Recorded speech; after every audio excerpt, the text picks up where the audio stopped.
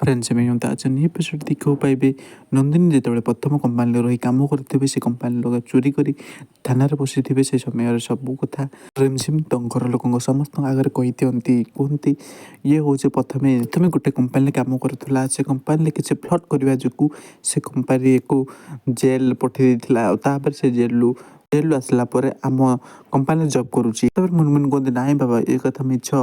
ମୁଁ କୌଣସି କମ୍ପାନୀରେ ଫ୍ଲଟ୍ କରିନି ସେ ଜାଣିଶୁଣି ଏମିତି ସେ ମ୍ୟାନେଜର ଏମିତି ମୋ ସହିତ କରିଥିଲା ତୁମେ ମୋତେ ବିଶ୍ୱାସ କର ତୁମକୁ ତ ମୁଁ ବହୁତ ଆଗରୁ କହିସାରିଛି ତୁମେ ମୋ କଥା ବୁଝ ଟିକେ ତା ଭଲ କୁହନ୍ତି ସେ କଥା ସିନା ମିଛ ତାହେଲେ ଏ କଥାଟା କ'ଣ ମିଛ ତୁ ଯେଉଁ ଅପରେସନ୍ ହେଇଛୁ ସେ କଥାଟା କ'ଣ ମିଛ ପୁଣି ତ ଅପରେସନ୍ ତ ହଜବେଣ୍ଡ ନା ଜାଗାରେ ସେଇଟା ହେଉଛି ଆଦର୍ଶଙ୍କ ନାଁ ବସିଛି ସେଇଟା କ'ଣ ମିଛ